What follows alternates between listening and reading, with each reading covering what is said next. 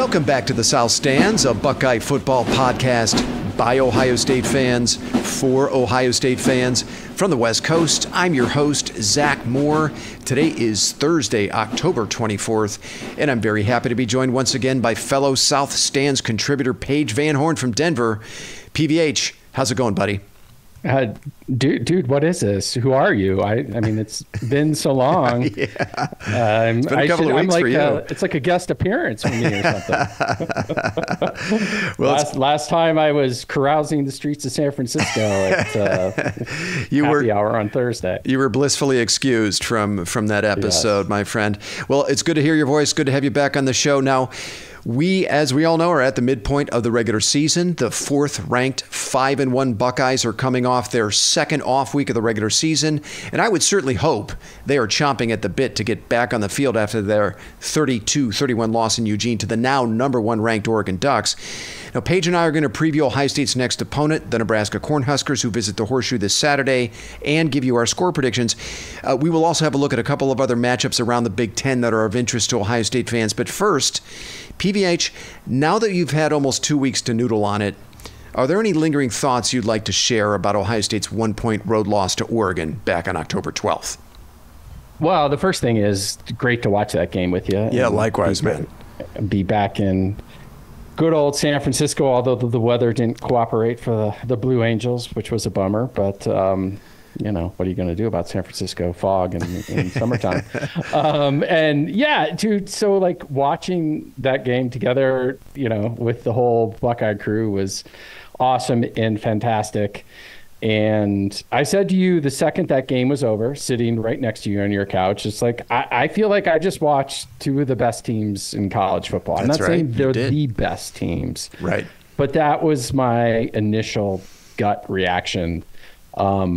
And so as disappointing as it was to lose that game, I didn't feel awful about it. Now, maybe, you know, I was just, you know, talking myself into, you know, not going down the rabbit hole of a devastating loss because, number one, we have a 12-team playoff. Yes. But the other thing that, you know, that we've talked about so many times before is, you know, it's not the last game of the season, and when you lose is actually probably more important than, you know, who you lose to. That's right. We have a ton of time to recover for that. So, you know, on the, you know, despondent meter that we normally would be, you know, a 10s 9, on, right? or 9s or 10s. I just wasn't there. Now, you know, maybe it's, you know, all of those things, and it is probably all of those things.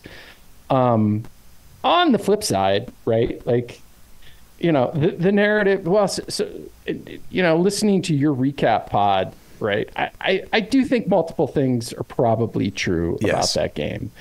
You know, and the national narrative, like, hey, you went into the, you know, on the road, you lost by a point. You know, to the now number one team in the country. You know, you played out. You barely lost. The sky is now falling. Right. Versus you can't win the big one, right? Yeah. Which is a thing. And I fall more into camp that, you know, I still think Day can get it done. I'm really starting to worry about the Jim Knowles experience, though. Because we've seen that movie now about 5 different times. And I understand, you know, we're not going to win, you know, top 5 matchups 14-9 like the old Tressel days. Teams are going to put up points, right? Mm-hmm. You're not going to shut down a team completely. Right. But, dude, like, giving up, you know, big plays, third down conversions on the biggest of stages. Not getting pressure on Gabriel at all. Not getting pressure. Yeah. Dude, it's concerning. And then, you know, and you start to hear about all these other things, you know, about them not being on the same page. And, like, yeah, maybe it sounds horrible. You got to fix it. So, we're on to Cincinnati, as Bill Belichick likes to say. And so I feel fine about that game. I mean, the other thing is just say they kick a field goal and they win that game. Mm-hmm. Like, it really doesn't change that much other than they, and you said this on Sunday, right? Like, their margin for error is much less. Right. But had they won that game or lost that game, in the grand scheme of things, it doesn't really frickin' matter. I mean, they still have to go through Oregon more than likely again to win it. Either way, it's right. Very likely. Of course, they have to take care of business, from here on out, and they got a pretty big matchup in a couple of weeks in Happy Valley. But no, I'm with you. Very little changes. Even if they do kick the game-winning field goal, maybe you and I feel a little bit better. Maybe I drink a little less and I'm a little less hungover the next day. Or maybe you drink a little bit more. Or maybe I drink a little more and it's even worse. That's probably the more likely outcome. Yeah, it's interesting. If you listen to Ryan Day's Tuesday press conference, just this past Tuesday, he was grilled pretty hard by the Ohio State beat about the lack of pressure from the defensive front on Dillon Gabriel in that game. And in the end, Day said that the inability to pressure Gabriel effectively came down to coaching and scheme. I mean, just for reference, Jim Knowles only sent more than 4 rushers on 9 of Dillon Gabriel's 36 dropbacks. That's crazy. Only 9 times in 36 dropbacks that he sent any additional rushers than the 4. Now, Day said of the coaching, I'm going to quote him here, quote, "We can definitely do a better job there of, making sure that the guys understand exactly what they're doing, getting them lined up, and then going from there. But I think it's a combination of scheme and coaching," end quote. And then, of course, my first thought was like, this is a senior-laden defense. How do they not know where to fucking line up? And but that quote right there points the finger squarely at Jim Knowles and Larry Johnson. I think that's what you were getting at, Paige, earlier. That we've read and heard about this kind of bad marriage between Knowles and Larry Johnson for a couple of years now. And then Bill Landis asked this. He says, quote, "If you look at what Jim did at Oklahoma State and what he's doing now, it does look quite different in terms of structure and fronts and all those things. What were the conversations like when you hired him? Was it, hey, man, do your stuff? Or was it, no, we have our players here, work around what we have on hand here," end quote. Now, Day said it was a little bit of both, and he reiterated that they hired Knowles to be the head coach of the defense, which we've heard a million times. But then he said, quote, "We've recruited very well in the defensive line. So, when he was at Oklahoma State, they didn't have 4 down linemen and certainly no depth behind it. So he did have to be creative about what he was doing there. But the decision was made a long time ago that we have the defensive linemen here that we can play with 4 down linemen. Now, might we consider some different fronts and changing that up? It's all a very good conversation," end quote. So, PVH, what stood out to me there was the decision was made a long time ago that we were going to play with 4 down linemen. And whether that's the best approach in modern college football, I don't know. I mean, you had Nick Saban saying just last week that he thought Ohio State's 4-man front is an antiquated way of getting pressure on the quarterback. I don't know about you, but what I heard in those quotes from Ryan Day is that he feels Jim Knowles has resources at Ohio State that he didn't at Oklahoma State, and he needs to make it work with a 4-man front. And just to your point, like, I don't know about Jim Knowles. I'm with you, man. Like, and I've had my doubts about him since 2022, as you remember, coming out of that loss to Georgia. And I don't know, reading those quotes, if there's going to be any change to the approach moving forward. If I'm reading those quotes from Day correctly, it doesn't look like there will be, and I'm not sure if their issues getting pressure on quarterbacks will get better moving forward. I'm certainly hoping for the best, and that's certainly something I'll be watching very closely starting this Saturday and beyond. Let me kick this back to you, PVH. Any other observations? Yeah, I mean, just piggybacking on all that, and, it kind of comes down to, like, your approach going into the game might be one thing, but it's clearly probably going to change. I mean, unless you dominate the game or you're winning the game, but it does feel like they don't adjust, right? And yeah. and then that tells me that you are kind of getting out coached, at least on that side of the ball. And that freaking stat that you sent out from Landis about opponents fourth quarter, against top 5 opponents teams, there. Fourth quarter. I mean, dude, that just screams you're getting out coached, right? And so the adjustments don't seem to be there. And the other thing, it's like, I don't care. So you're dropping 7. If a guy has all day and there's 5 dude, they're gonna make plays, right? Especially that level of skill and talent. Yeah, yeah. So mix it up, and again, right? Like in the moment, it's hard because you're kind of like, when I watch a game, right, I'm actually trying to watch it as a fan, and you get caught up in the emotion. And if it's a loss, I don't go back there and sit there and like watch the tape. Like I just don't have it in me. I'm not going to frickin' do that. But it does seem to me like he kind of, picks his thing. He sticks with it. He doesn't adjust. And maybe he does. And I'm sure he does at some level. But like, one of the things that I've noticed that frustrates me to no end is like a lot of times he blitzes, but like, so say he's going to blitz Ransom or downs, right? Well, okay, but they're coming from 5 yards, behind the linebacker or whatever. Like in today's game, they're not going to impact the quarterback, right? I mean, especially against a caliber guy like Dylan, man, they know they've got 3, maybe 4 seconds, and the ball is out. They have check downs. They're going to see that. Like if you're going to blitz your linebackers, have them at the line of scrimmage, and then if you get beat deep or whatever, then live with it. It feels like we're not rushing anything, so we don't get beat over the top. And what happened on that Saturday? We got beat over the top. Yeah, but if you're going to get beat over the top, then go down swinging. There's two things for me with the pressure from the second level. It doesn't seem to me like anybody's any good at it. It doesn't seem like our linebackers are very good at it. Maybe Caleb Downs. That would be a player I would want to see them if you're going to experiment. That guy's just so good at everything. Yeah, I'll bet he could be an impactful blitzer from the second level, but they don't seem very good at it. And I distinctly, because I'm one of the sickos that'll go back and watch the game even when we lose, which is what I did. And I remember Oregon's first possession of the third quarter, Ohio State got a stop. They did what they needed to do coming out of the half. They get a stop right away, and they go down and score and take the lead. But on that very first Oregon possession, JT Tuimoloau had a pressure, and he forced Dylan Gabriel into a throwaway. And at that point, on that play, Ohio State actually did bring extra men. And I remember distinctly Todd Blackledge saying that's the first time Ohio State has blitzed in this game. It was the start of the third quarter. So I think you have to be way more aggressive and way more creative from the jump. You can't be to your point, you can't be waiting into the second half to start bringing pressure on the opposing quarterback. Now I will say they were better in the second half defensively, I thought. I mean, they held Oregon to 10 points total. They came up with a huge fourth and goal stop in the red zone in the third quarter. And then I actually thought forcing Oregon to settle for a field goal on their last possession was a stop. I mean, I thought that was huge. Yeah. You had plenty of time with one timeout to get into field goal range. And then I mentioned this on the recap pod. I thought Will Howard, he got off to a bit of a rough start because he tripped and fell and was sacked, but then he quickly recovered. He had Ohio State down inside the Oregon 30 in a blink of an eye. And then that OPI on Jeremiah Smith was just a tough one. It was just a tough call, man. And I thought that completely derailed that drive at that point.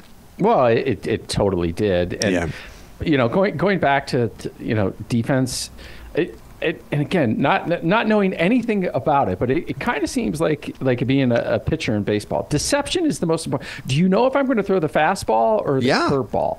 Totally. Right? It's like when you get in ththose hitter counts, it's 3-0. Well, I'm pretty sure they're going to throw a fastball. But with the level of talent that he has, dude, are they in man or cover 2 or blah, blah, blah? Right. Rotate guys in, there's maybe 1 or 2 teams that we will play. In Oregon, clearly has good players, but personnel-wise, we're going to be better at, and it's just like, okay, you can't always just line up and say, hey, we're better and we're going to do our thing. Just mix it up a little bit more. And if it doesn't work and they call the perfect play for what you called on a defensive blitz, then frickin' live with it. I'll live with it.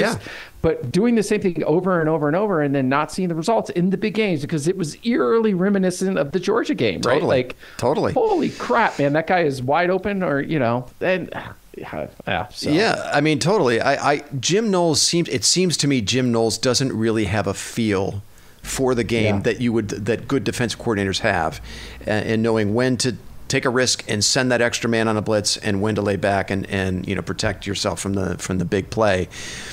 The other thing I'll say about this was kind of interesting. I was listening to Bill Landis and Doug Maurice on their podcast this week, and they did a player draft of Ohio State's top 22 players. They did this in the preseason, and then they did it again midseason to see kind of where the rankings changed. What I thought was interesting was, I think 6 of the top 8 players were a true freshman and the 5 transfers.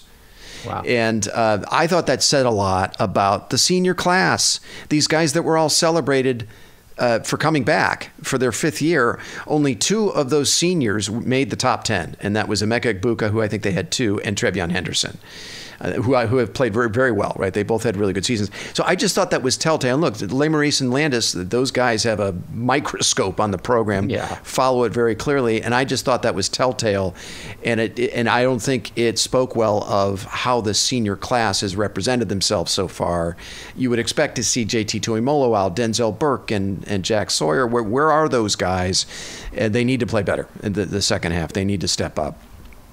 Yeah, they do. And the other one that kind of is starting to really drive me crazy is that I think you really need to see more of Caden Curry on the field. Like that dude is disruptive. And I don't know if you said it or like he had like 12 snaps or 4 snaps or like, and it, you know, and again, I don't watch each individual player and I can't say JTT's not doing his job or stuff like that, but I do know what my eyes tell me because when Curry's in there, he's disruptive, right? And that's what we're looking for. We're looking for disruptive players, you know, and we're spoiled beyond belief. Like I was thinking to myself the other day, like, yeah, JTT turned out to not to be any Chase Young. Well, fuck. I mean, who does turn out to be Chase Young, especially at the collegiate level or a Bosa, right? Like we were so spoiled by that, and I think we all expected him to perform at that level. Same with Sawyer, although I think Sawyer's had a pretty good year thus far, although he was kind of non-existent in the Oregon game. But we're going down the rabbit hole, and it's behind us. You know, they have the opportunity to course correct. So that's the difference. I mean, that's the difference, right? I mean, those other the losses that Bill Landis referenced, and just for the benefit of our listeners, Bill Landis said that in Ohio State's last 4 games against matchup opponents, Ohio State in the fourth quarter of those games, the opponent had 11 possessions. 10 of those 11 possessions resulted in points. Right. And then if you looked at the Ohio State offense, the stats, I think they only had 1 or 2 touchdowns. I don't remember the stats exactly, but the bottom line is in the fourth quarter against matchup opponents, these last 4 times they've seen a matchup opponent, that's Oregon this year, Michigan last year on the road, Georgia and Michigan in 2022, Ohio State can't get stops on defense and they can't score. And small sample size, though, to be fair. That's the other thing, right? It's only 4 games. I thought what was interesting is Lemarys also said, I'm channeling Doug Lemarys here a lot. Yeah. The difference is, in his view, what he thinks Ohio State needs to find is those extra inches in the margins, because that's where they're coming up short, right? I mean, they're right there, and they had a chance to win all 4 of those games that I just mentioned, especially the last, this one against Oregon and the last 2, Georgia and Michigan. They were right there at the end of the game with the ball with a chance to win it, and they played well for over 3 quarters in all 3 of those games. And in the end, the opponent found those extra inches in the margins, whether it's Sharon Moore calling a halfback pass or bringing in Alex Orji and, for the Wildcat on a couple downs, or it's Dan Lanning finding a loophole with an illegal substitution penalty to drain a few extra seconds, or the onside kick. That's finding those extra inches in the margins. Day sometimes relies too much on his talent to win games, and against matchup opponents, you have to find that extra edge, and his opponents have been able to do that. And I think it's totally, I said this on the last week, I think it's totally within the capability of this coaching staff to find those extra opportunities in the margins. I truly believe that. All right, PBH. 100%. And, and I think we should move on from it. But, dude, as long as they take care of business from here on out, it might be a blessing in disguise, right? Because totally, who knows, right? Like you were talking about the seniors that came back, and like everyone was smelling themselves. It's the greatest Ohio State team since X or whatever. Mm-hmm. Like man, there could be a lot of benefit to losing that game and totally, sort of being humbled a little bit and getting hungry. Because we like to say, oh, well, they're totally going to be hungry and stuff like that. But, man, nothing typically motivates an athlete is when people start to doubt them. Yep. And there's been a lot of that. Yeah. So, I think we'll see how it all plays out, right? But we could be looking back on this and saying, hey, it was a good thing that they lost that game. I think so. Too. The one point I was going to make is the difference between this Oregon loss and those other 3, matchup games is those were dream killers. Those ended the season. This This is the first time Ohio State has the opportunity to course correct and then continue the pursuit of a championship. All right, well, listen. Let's turn our attention to this Saturday. The Nebraska Cornhuskers visit the Horseshoe for the first time since 2020 when they had to play in an empty stadium because of COVID. That was a weird game. That was also a season opener, if you remember, because the season didn't start until, it didn't start until late October because of COVID. Remember, they canceled the season and then it was back on. And anyway, now this game is a noon Eastern kick on Fox. Now, PVH, when we looked at this game back in July, DraftKings had the line at Ohio State minus 25.5. And that is still the line today. The over-under is 48.5. The last time these two schools played was in 2021 in Lincoln in a game that was actually very competitive. The Buckeyes eked that one out 26-17. Ohio State is 9-1 all-time against Nebraska. Many of those games have not been very close, as we know. Now, Nebraska comes into this game at 5-2, and that includes a 56-7 demolition at the hands of the Indiana Hoosiers last Saturday in Bloomington. Everything that could go wrong did go wrong for the Huskers in that game. They committed 5 turnovers. The defense gave up almost 500 yards, including 6.5 yards per carry to the Hoosier running game. But in spite of that performance, PVH, the Nebraska defense still comes into this game ranked in the top 25 nationally. They are 18th nationally in total defense. They are 23rd nationally in defensive yards per play. Now, the strength of that Husker defense is the interior of the defensive line with tackles Nash Hutmacher and Ty Robinson. They also have a pretty good edge rusher in James Williams. Williams and Robinson are tied for the team lead in sacks with 4 apiece, and they lead the Huskers in pressures with 23 and 22 respectively. So pretty good pass rush there by the Huskers. Finally, safety Isaac Gifford is another player to watch. He leads the Huskers in tackles with 40. Real quick on the Nebraska offense, PVH, and I'm going to kick it over to you for a few observations. On offense, Nebraska is led by freshman quarterback Dylan Raiola. As we know, Raiola was a 5-star prospect, the number 7 overall player in the 2024 class, according to 24/7 Sports. As we know, he was once an Ohio State and Georgia commit. Now, Raiola got off to a hot start this season, completing 72% of his passes for 10 touchdowns and only 2 picks through his first 4 games. But over his last 3, his completion percentage has dipped to 59%, and he's only thrown 1 touchdown pass to 4 picks, including 3 last week against Indiana. Seems like Raiola might be hitting a bit of a freshman wall here, buddy. Yep. Nebraska does have a pair of decent receivers in Jamal Banks. He's the Wake Forest transfer, and Isaiah Nair, who transferred from Texas.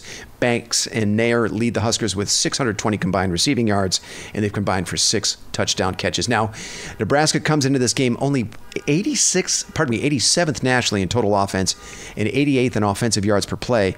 They've also really struggled to run the ball, and I think this is key, PVH. They're 98th nationally in rushing offense, and they're 95th in yards per rushing attempt. So this is not a very explosive offense, but the Buckeyes do have to respect, I think, Dylan Raiola's arm talent, especially if the front 4 and secondary play like they did against Oregon, right? I mean, Raiola can't hurt them, but okay, PVH, that's my rundown on Nebraska. Let me kick it over to you for a few thoughts on this game. So, hate the 9 a.m. start and hate that bye week. Like, yeah. I felt, dude, like, let's just play after Oregon, right? Like, yeah. Like, if we'd have won that game, the bye week would have been fine, but it is what it is. That drives me crazy. The 9 a.m. start, or 9 a.m. Pacific Coast time drives me crazy. Yes. Dude, so I, looked up... So they're 5-2, but they beat UTEP, they beat the Buffs, they beat Northern Iowa, they lost to Illinois, and they beat Purdue, who's horrible. Who I actually thought, and I texted you guys, like, Oregon on a Friday night, after Ohio State. I was like, dude, that has letdown game written all over it. And I was like, oh my God, what happened to Purdue? They are horrible. And of course, they covered, right, like 35-0. I think the line was 28. And then they beat Rutgers 14-7, and then they got waxed by India. Dude, they're not very good. Come on. Yeah. They're just not, and they're not there yet. Right? I mean, we're starting to buy into their 3-0 start, but hey, you're starting a true freshman. And I do I do feel bad for Nebraska fans, because the second they get any semblance of hope, like, they just get crushed. Like, it's just astonishing. Well, especially watching what Curt Cignetti was able to do in year one with Indiana, turn that around and make them their top 15 team. I mean, that's all Nebraska fans want. They're having like Coach MB looking at Cignetti. By the way, somebody on this podcast suggested that Nebraska might be the best team left on Ohio State's schedule. Who was that fucking idiot? I don't know.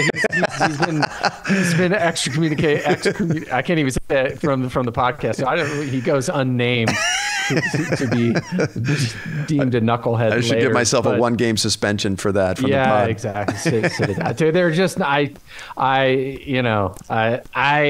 have a bad feeling if you were a Nebraska fan for this.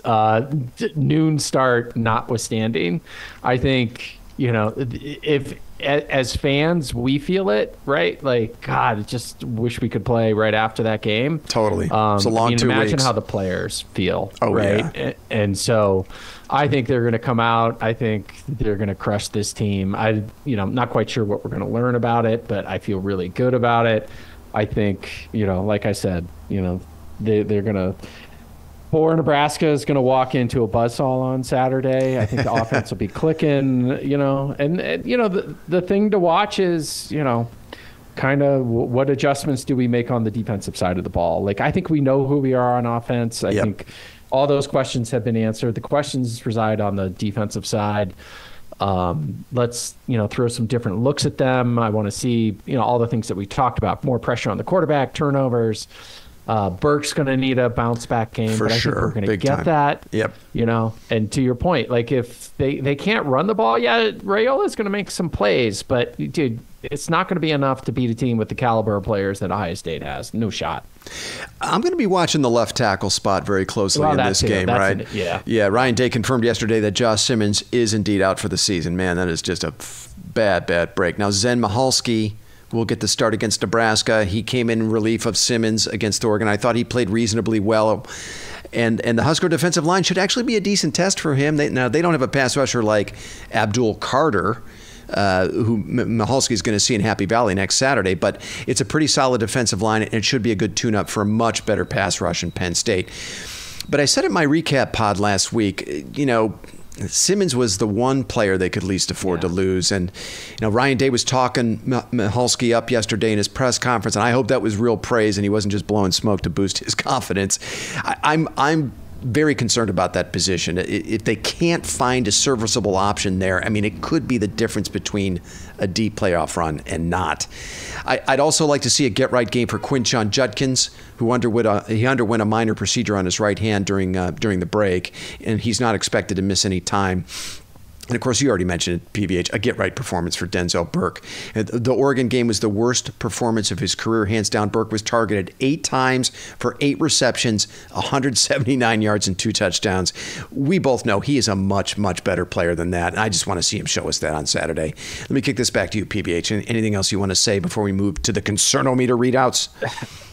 So is Simmons the guy that they got in the transfer portal from UCLA a couple of years ago? Yeah, from San Diego State. He was recruited by UCLA, but ultimately chose San Diego State. His recruitment happened during COVID, and he wasn't able to take a lot of visits. He's from the San Diego area, I believe, and just decided to stay home. And he had a rough couple of years at San Diego State. His PFF grades were terrible. He had a bunch of penalties, but he's blossomed into a really good offensive tackle. I think I heard Bill Landis say that Mel Kiper had Simmons on his big board at like number 23. All of a sudden, he's like a projected first-round pick. So that is a big loss. And I said this last week on the recap pod, like, in this day and age with the transfer portal, NIL, most programs just don't have a substitute for an elite offensive tackle just sitting around.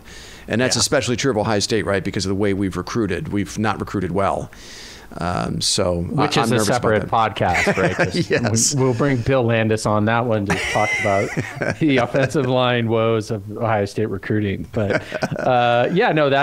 and right, I take my cues from you and a lot of that stuff down in the minutia and the weeds, and that was a bad one to lose. But on the flip side, we're Ohio State. We're not Kent fucking State. That's true. So these guys, the guys that are backing them up, they're on scholarship too. That's right.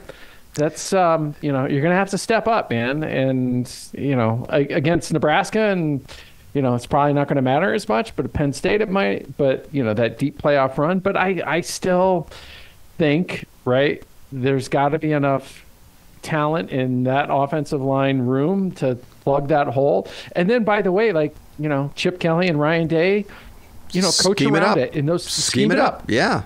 Yeah, for sure. All right, PBH, why don't you give us your concernometer score for the Nebraska game? Dude, I'm going to channel my inner Chad here. I'm a 0 for this game. Okay. I'm just not worried about it for all the reasons that we said. I think Nebraska's walking into a buzzsaw. They're just not very good. And it's going to be a long day for the Husker Nation. I'm going to stick with my concernometer score from July, which I had at 4.5, which is way, way high compared to yours. It always is. In spite of what happened to the Huskers last week in Bloomington, I think they're an opponent Ohio State can't take lightly, right? You can't dick around. Nebraska will challenge them a little bit with a salty defensive front, and I think the Huskers have some solid skill players in the passing game, but this is a tough spot for Dylan Raiola, man, who is, especially as it seems he's working through, a freshman wall that he's hit. I want to see the Buckeyes play with some real damn fire and emotion in this game. Now they played a clunky first half against Marshall coming out of their first off week. I'll be disappointed if that happens again in this game, right? Me too. Right? I'll be really bummed. So don't dick around here. Just as you say, let's see Nebraska walk into a buzzsaw, leave no doubt. And look, there is still a pretty big talent gap between these two programs. Ohio State is number 3 in the 24/7 Sports Team Talent Composite. Nebraska's 23. So come on, Buckeyes, go be the better fucking team. Play like the better team. Take care of business. All right. Well, the other thing that I could totally foresee happening is Raiola kind of walking in with that chip on his shoulder, right? Like he's definitely going to want to prove something, right? Yeah. Like I was committed here. Now I'm not. And then especially if he, maybe gets off to a little rocky start, maybe then he really starts to press a little bit. Yeah. And then I could completely foresee a situation where the wheels come off, right? Where he's just gets flustered in the moment because you're pushing too hard. You're trying too hard. And that's, basic human nature. Now, it's up to Ohio State defense to make that happen and make it a reality. But I think that human element could play a big, big factor in this game as well. I think you're right. I think that's what happened last week against Indiana. Raiola had 3 picks, and they fell in an early hole. And if you can't run the ball. Yeah, and you can't run the ball. You're putting a lot of pressure, a lot on the shoulders of a freshman quarterback, albeit a very talented one. And, I wouldn't be surprised to see him coming out as gunslinger mentality and just let it fly, let it rip, and maybe he'll make a few plays. But like you said, it's incumbent on Ohio State. Look, you got more talent. The offensive line at Nebraska is not very good. Raiola has been sacked 14 times already this season. Rutgers sacked him 4 times a few weeks back. Illinois got to him 6 times in the Friday night game that they played last month. So there should be opportunities there for Ohio State to get pressure on him, force him into some mistakes. All right, PBH, let's get to some score predictions. Again, the line is Ohio State minus 25.5. The over-under is 48.5. Give us your score prediction. So we've been terrible betting both of those, me and Dr. Sloan in Brooklyn. But dude, he doesn't know this yet, but we are going to back up the truck on this one, dude. I love Ohio State this weekend. I don't know. I just have a feeling. I think they're going to cover easily. I think they're going to make the over. I got Ohio State 44, Nebraska 7. 44-7. I love it. I'm going to go with Ohio State 41-13. I think they'll be very good in this game. My math is terrible. Yeah, they're covering there, right? Yeah, you see, this is why I didn't major. Wait, what did you say? 41-13. Right? Is that 28? Yeah. Did you see Mr. Plummer's prediction? Oh, no, I didn't. He's got 41-13 as well?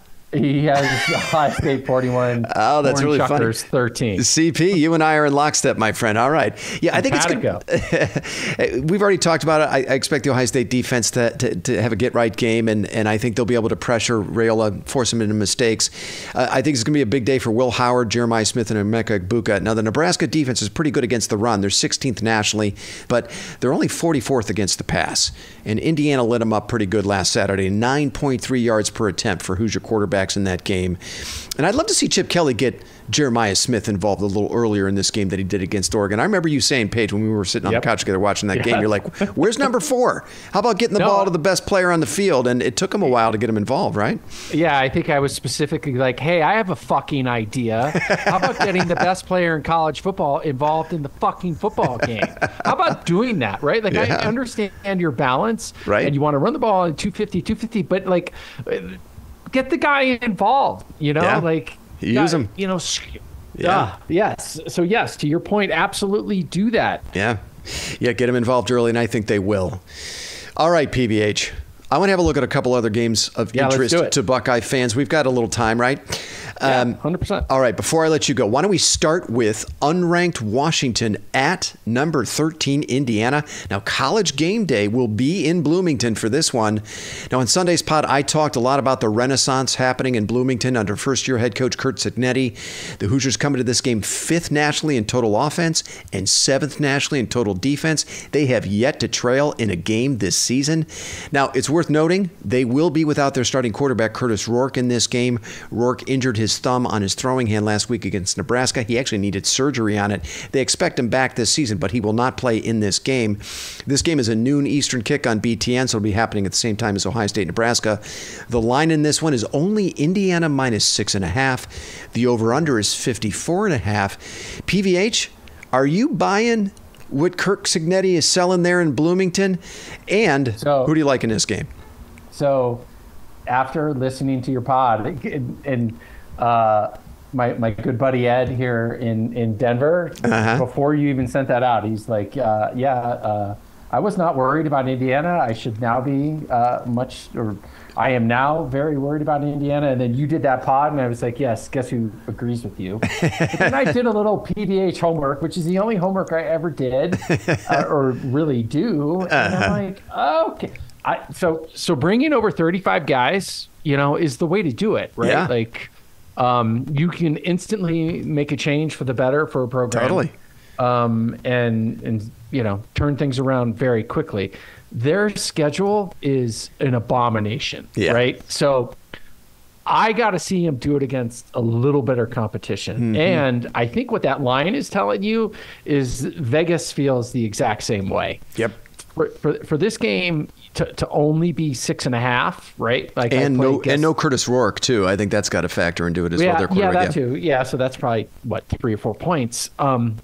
But when I played guess the line game in my head before we do this, I was guessing, it's got to be 12 or 13. And in college, it's hard, right? Because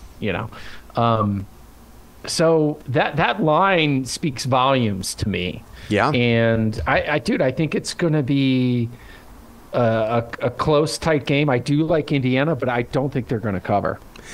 I like it. I think it's going to be a good game, though. Yeah, Curtis Rourke is a significant loss for them. He's having an all Big Ten type of season if you look at the numbers. But I think this Hoosier team is more than just one player, and I'm not sure Washington is good enough to take advantage of Rourke's absence. Also, during Big Ten play, visiting teams are only 5-11 when traveling across at least 2 time zones. It's been ugly when visiting teams have to fly that far to play a Big Ten football game. But I agree with you. I think this is a good competitive game for most of it.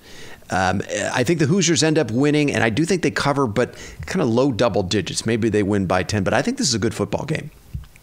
I mean, do you wish Kalen DeBoer was coaching this game as opposed to anything that he's doing at Tuscaloosa this weekend? Yeah, but maybe Alabama's wishing he's coaching this game. They're not pleased with him. Yeah.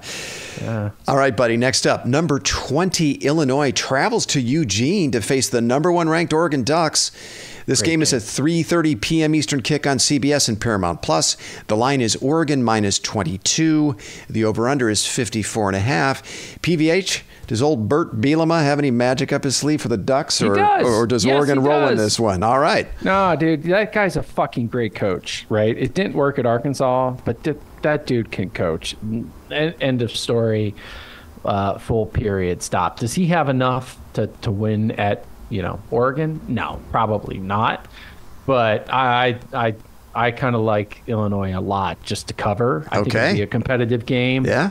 And I think, you could make a case, right? Like we were kind of questioning Oregon after their first few games, right? And, they might revert back to the mean a little bit and not be completely lights out, which I think they were against us, or, maybe that's just my Homer Ohio State. No, they played well. They played well, Oregon did, man.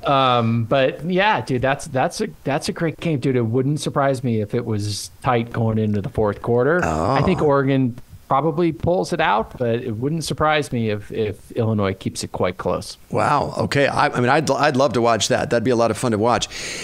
I think Illinois might be able to keep this game relatively close for a quarter or two, but I don't know. The Illini are 92nd nationally in total offense. They just don't have the firepower to keep pace with the Oregon offense. And I don't know. I think the Ducks win and they cover, but I would love it if your prediction came to fruition, because that would be a lot of fun to watch. The Ducks sweat it a little bit. Okay. Well, let me ask you this. Yeah. Like, take your. Would you want to see the Ducks lose? No, actually, I wouldn't. I mean, I don't think that helps us. I think it. Right. We would probably want to see them win, but then I start watching the game and you see the underdog win, and then I can't help it. Naturally, I would start rooting for Illinois. Well, and this is what like in the new format actually makes it like sort of fun and confusing. It's like, well, I'm not actually quite sure who I'm rooting for or against anymore, right? Because like, thank God we don't have the dumb divisions. But yeah, like I was reading in 11 Warriors, like Ohio State controls its own destiny, except there's one team they actually don't play. It might actually be Illinois or somebody, but it gets confusing, like who your rooting interest should be now that we do have one loss, right? Just to make sure that we get into the Big Ten championship game and then ultimately get into the playoff. I think there's one clusterfuck scenario that could potentially happen. Yeah, doomsday. Yeah, which is, I think, Oregon, Penn State, Indiana, and Ohio State all with one loss to finish the year, and then you got all these tiebreakers. Someone smarter than me, I'm sure, can figure them out. But, I mean, when they added these 4 teams from the Pac-12, I remember last year, I was like, well, they got to go back to divisions now, can't they? I mean, you've got 18 teams. How are you going to figure out all the tiebreakers? It seems like there's definitely the potential for these doomsday scenarios, but I'm happy, at least for this year, that there are no divisions. Okay, buddy, finally, undefeated number 3 Penn State visits Camp Randall at night to face the unranked 5-2 Wisconsin Badgers. This game is a 7:30 p.m. Eastern kick on NBC and Peacock. The line is only Penn State minus 6.5. The over-under is 47.5. Now, the Penn State offense is much improved under new OC Andy Kotelnicki. Penn State comes into this game 10th nationally in total offense. They're 8th in offensive yards per play. Drew Aller is having a much better season so far than last. He's completing almost 70% of his passes with 11 touchdown passes and only 4 picks. Penn State defense, also very good. They always are. 6th nationally in total defense and 12th in defensive yards per play. Now, after back-to-back losses to Alabama and USC, the Badgers are on a 3-game win streak. So things might be looking up there for Luke Fickell's team. PVH, who do you like in this game? Did you realize that Luke Fickell was undefeated as an Ohio wrestler, high school wrestler? I think I did know that. He was a beast as a wrestler. I was watching, this is a complete random tangent, but like, I forgot what a badass that motherfucker was. Yeah. And like, you never, him and Vrape, dude, Wisconsin's we want Penn State to win. Wisconsin's going to take them down. I'm feeling it. It would not be the first time we'd see Penn State lay an egg the week before playing Ohio State in a big game, right? I feel like they do it every fucking year. Yeah, they lost to Alabama. That USC loss does not look good. That's a big freaking wart there, Luke. But yeah, they're on a 3-game win streak. It's at night in Madison. It's a night game. It's a 7:30. Yeah, sure. Yeah. So I mean, I think that changes the calculus a little bit when it's at night in Madison. People are lubricated. Totally. Yeah. Madison and Happy Valley, like, we got to call a spade as, fans. Like, those atmospheres are next level. Totally. And it changes the landscape. So, and that's, you got Ohio State on the back burner going into Camp Randall, maybe kind of sneaking a peek at Ohio State. That has upset written all over it. I tend to agree. And I'm still not sure I'm buying Penn State as a top 4 team anyway. I think they're very good. I'm just not sure they're top 4 good. I mean, we're going to find out next Saturday when Ohio State goes to Penn State. And I've already mentioned, right, they can't be trusted the week before a big game with Ohio State. James Franklin just cannot be trusted. I tend to think they get it done in this game. I think it's going to be close, but I'm going to say Penn State gets it done barely, and that sets up a top 4 matchup next week in Happy Valley with Ohio State. But I would not be surprised if they shit the bed and stumble in this game. So I'm calling it again. Does lightning strike twice in Nashville? Number 5 Texas at number 25 Vandy. Oh, I mean, Vanderbilt is for real, right? They're 25th in the country. For real. Now, the line in this game is Texas minus 18.5. The over/under is 51.5. It could very well. I mean, Vegas doesn't seem to think it's going to be particularly close, but that is on the road, and Texas, I don't know. I didn't think Alabama would be particularly close either. That's right. That's a good point. Yeah, Dude, all right. Vandy's not bad. No. Vandy's not bad. That's a tough come off. That Georgia beatdown, you're going to go into Vandy, and I'm liking my Commodores, all I'm saying.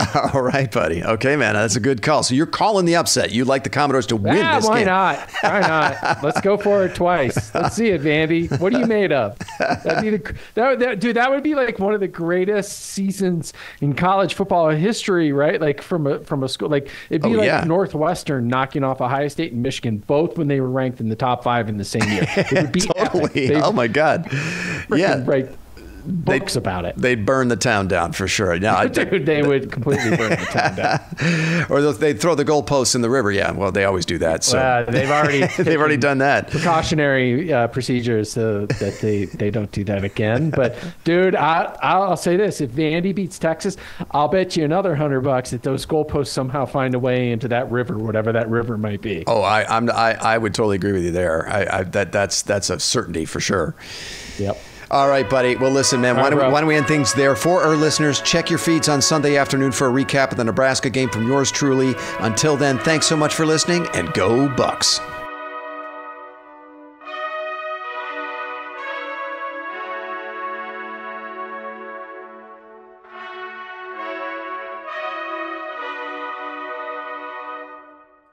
You've been listening to The South Stands, a Buckeye football podcast.